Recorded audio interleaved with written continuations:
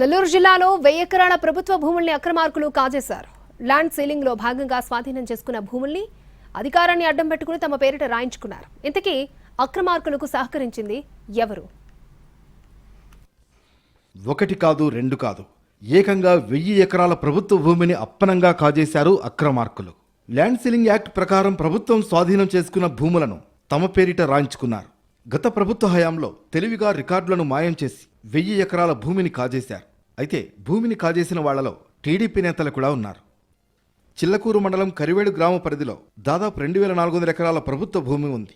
Survey number 805లో 875 ఎకరాలు, 876లో 150 ఎకరాలు, 743 నుంచి 800 నంబర్ల వరకు 1200 ఎకరాలు, 367లో 170 ఎకరాలు ఉన్నాయి.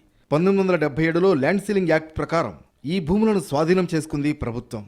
అప్పట్నుంచి ఈ భూములు ప్రభుత్వ అధీనంలోనే ఉన్నాయి.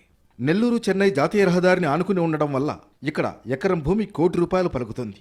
భూదానం టోల్ ప్లాజాకు సమీపంలో ఉన్న భూములను కొట్టేసేందుకు 25 ఏళ్లుగా ప్రయత్నాలు జరుగుతున్నాయి. సీలింగ్ యాక్ట్ రావడానికి ముందే భూములు కొన్నట్లు తప్పుడు రికార్డులు తయారు చేశారు. వాటి ఆధారంగా రెవెన్యూ రికార్డుల్లో హక్కుదారులుగా నమోదు చేసుకోవడానికి ప్రయత్నాలు చేశారు. కానీ గతంలో ఇక్కడ పనిచేసిన తహసీల్దారులు ఆ ప్రయత్నాలను అడ్డుకుంటూ వచ్చారు. ల్యాండ్ సీలింగ్ భూములను రిజిస్ట్రేషన్ చేయవద్దని కోట సబ్ రిజిస్ట్రార్ ఆఫీస్కి 2010లో గూడూరు ఆర్డీఓ వివరాలు పంపారు. గత ప్రభుత్వంలో భూములు కొట్టేయడానికి బీజం పడింది. గూడూరు నియోజకవర్గాన్ని తిరుపతి జిల్లాలో కలిపినప్పుడు భూముల రికార్డులను మాయం చేశారు. 2010లో ఆర్డీఓ తయారు చేసిన ఫైల్తో పాటు కోట సబ్ రిజిస్ట్రార్ ఆఫీస్కి పంపిన ఫైళ్లు కూడా మాయమయ్యాయి. 1000 ఎకరాల ప్రభుత్వ భూమిని అక్రమార్కులు కొట్టేశారన్న అనుమానంతో గూడూరుకు చెందిన మునీంద్రారెడ్డి అధికారులకు అర్జీలు పెట్టారు. భూముల వివరాలు ఇవ్వాలని చిల్లకూరు, గూడూరు రెవెన్యూ అధికారులను సమాచార హక్కు చట్టం కింద కోరారు. కానీ అధికారులు స్పందించలేదు. రికార్డులు కనిపించడం లేదనే సమాధానం వచ్చింది. దీంతో అతను కలెక్టర్ హిమాంశు శుక్లా దృష్టికి విషయాన్ని తీసుకువెళ్లారు. 1000 కోట్ల విలువ చేసే ప్రభుత్వ భూముల్ని పరిరక్షించాలని కోరారు. దీంతో భూదానం టోల్ ప్లాజా పరిసరాల్లో గల 1000 ఎకరాలు ప్రైవేట్ వ్యక్తుల పేరిట నమోదు చేయించుకున్న విషయం వెలుగు చూసింది. ఓ రెవెన్యూ అధికారి జనవరిలో పదవీ విరమణకు ముందు ఈ భూములను ప్రైవేట్ వ్యక్తులకు కట్టబెట్టినట్లు తెలుస్తోంది.